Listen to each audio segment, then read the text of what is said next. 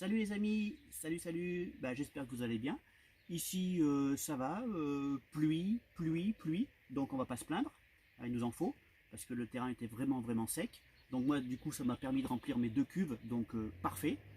Ça me fait 2000 litres de réserve. Bon, normalement je devrais quand même pouvoir subvenir à mes besoins, enfin j'espère, parce que si c'est comme l'an dernier, ça va être dur.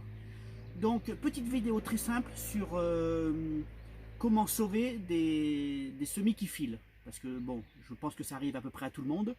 Et il y a des méthodes très simples pour les sauver. Enfin, en tous les cas, de mon point de vue, hein, chaque jardinier fait comme il le sent. Et je vous fais voir ça. Voilà, donc petite vidéo vite fait. Allez, à tout de suite. Voilà, donc comme vous pouvez le voir, je me suis fait une petite serre dans ma serre. Hein. Là, je suis dans ma serre. Donc, une petite serre. On voit bien à travers, je ne sais pas si vous voyez, si sûrement, les tomates bah, qui filent un petit peu. Donc je vais essayer de les rattraper. Je vais vous faire voir comment. Donc pour ce, il me faut bien sûr du terreau. Hein, le terreau il est là. Donc un terreau classique, hein, c'est faut pas chercher à. C'est juste pour du rempotage. Hein.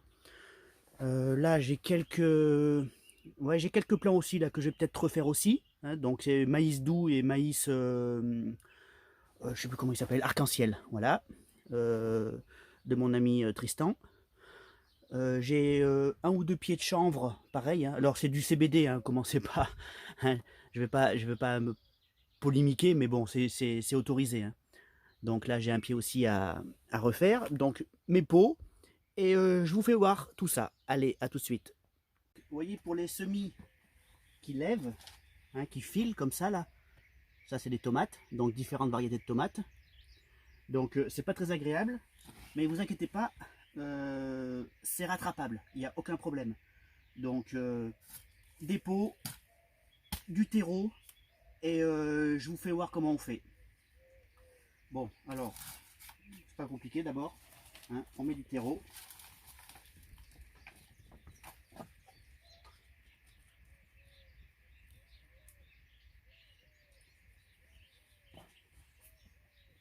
Donc, moi j'utilise une fourchette pour retirer mes jeunes plants. Il y en a une, j'espère qu'elle va pas voir la vidéo.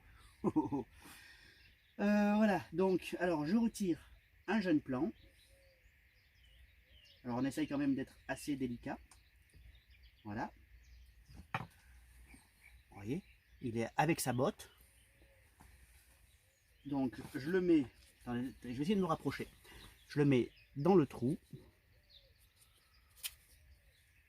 bien profond, et je remets du terreau. Vous voyez, je viens carrément le recouvrir quasiment. Pas entièrement, hein. Voilà. Donc tout ce qui est en terre là, il va refaire des racines. Et le pied va se développer normalement. Donc c'est pas compliqué à faire, mais c'est important, il faut vraiment le faire, sinon bah, vous allez perdre vos tomates. Les tomates, enfin moi je parle des tomates, mais ça peut être n'importe quoi, hein. Ça peut être les melons, le fond aussi, enfin tout ce qui pousse alors qu'il manque ou de chaleur ou de lumière. Mais je crois que c'est surtout la lumière. Voilà, donc ça donne un plan un peu comme ça. Donc là il va refaire des racines, tout ce que j'ai enterré, et il va se développer correctement. Voilà. Bon ben moi je continue, et puis ben, je vous fais voir le résultat à la fin. Allez, à tout de suite.